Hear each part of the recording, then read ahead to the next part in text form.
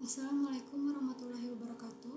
Perkenalkan, nama saya Namia Rasa Kirana dari Prodi Manajemen Informatika. Di sini saya akan menjelaskan tentang probabilitas yang salah satu tugas ITS pada mata kuliah Statistik dan Probabilitas.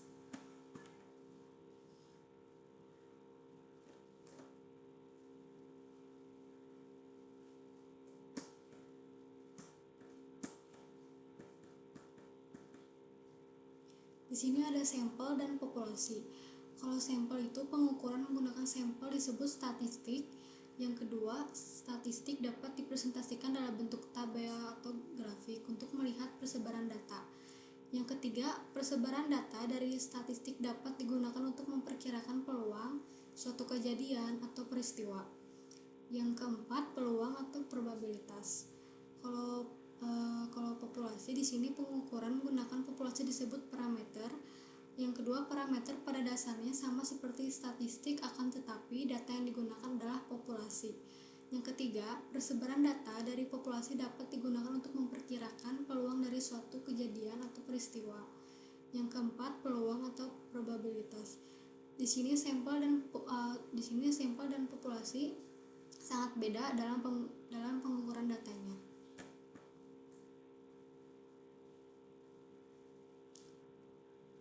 Selanjutnya, apa itu probabilitas?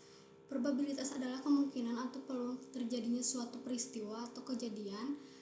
Probabilitas dapat diukur dengan menggunakan angka atau persen untuk menggambarkan seberapa besar kemungkinan terjadinya suatu peristiwa atau kejadian.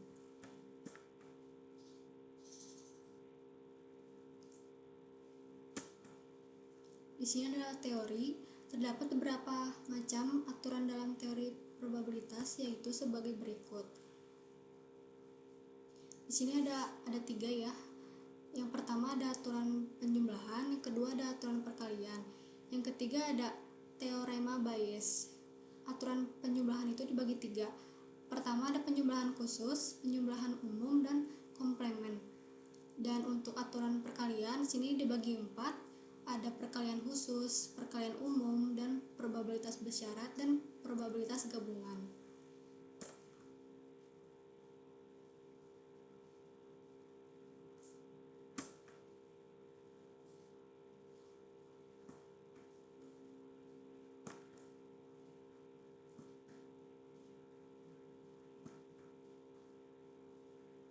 Di sini ada aturan penjumlahan atau penjumlahan khusus. Aturan penjumlahan disebut juga dengan istilah kejadian saling lepas atau mutually exclusive. Tidak bisa terjadi dalam waktu yang sama. Mutually exclusive event dan the sum rule. Di sini rumusnya peluang A or B sama dengan peluang A ditambah peluang B. Di sini ada contoh soal penjumlahan khusus. Soalnya probabilitas mahasiswa yang memakai jaket 0,6 dan probabilitas yang memakai sweater 0,2. Berapa peluang mereka memakai jaket atau memakai sweater? Di sini yang memakai jaket 0,6, yang memakai sweater 0,2. Jadi 0,6 ditambah 0,2 sama dengan 0,9. 0,9 ini dipersenkan, jadi 9/10 dikali 100 sama dengan 90%. Jadi probabilitas yang memakai jaket dan memakai sweater adalah 90%. Di sini ada aturan penjumlahan umum. Aturan penjumlahan umum berlaku jika peristiwa tersebut tidak saling lepas, artinya peristiwa tersebut dapat terjadi secara bersamaan. Di sini ada rumusnya peluang A or B sama dengan peluang A ditambah peluang B dikurang peluang A dan B.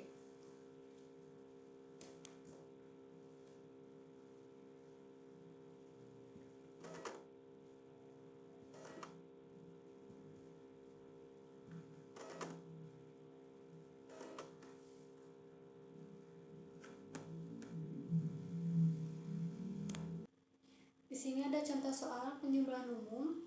25% mahasiswa yang menyukai buku novel dan 35% yang menyukai musik, dan untuk 10% yang menyukai musik dan buku novel.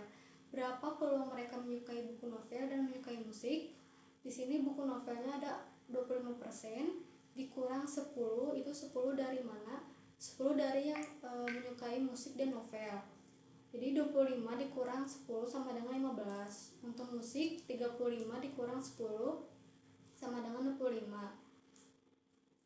Jadi di sini 5%, 10% dan 25%. 15% ditambah 10% ditambah 25% sama dengan 50%. Di sini ada cara yang keduanya, yaitu peluang ditambah 25% ditambah 35 dikurang 10 sama dengan 50. Jadi sama hasilnya. Untuk perbedaan mutually eksklusif dan not mutually eksklusif. Untuk mutually eksklusif ini sebuah hubungan yang saling berinteraksi dua arah dan sama levelnya. Jadi kejadiannya tidak saling berinteraksi gitu. Dan untuk yang kedua, not mutually eksklusif, peristiwa non mutually eksklusif, dua peristiwa atau lebih dapat terjadi bersama-sama. Jadi kejadiannya tidak saling lepas.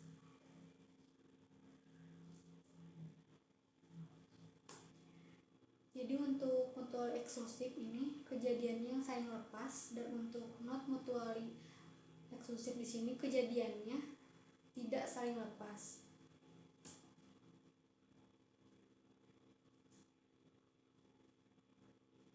Selanjutnya di sini ada aturan penjumlahan komplemen.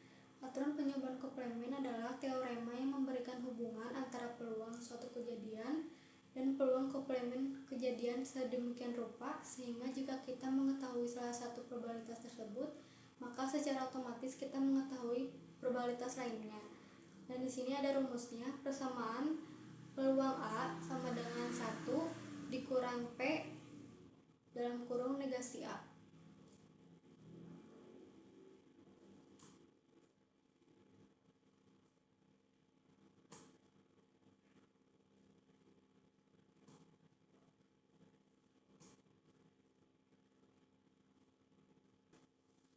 Di sini ada contoh soal penjumlahan komplemen. Diketahui probabilitas suatu sistem berjalan dengan baik adalah 0,9. Tentukan probabilitas sistem tersebut gagal bekerja. Peluang A sama dengan 1 dikurang peluang negasi A. Peluang A sama dengan 1 dikurang 0,9, hasilnya 0,1.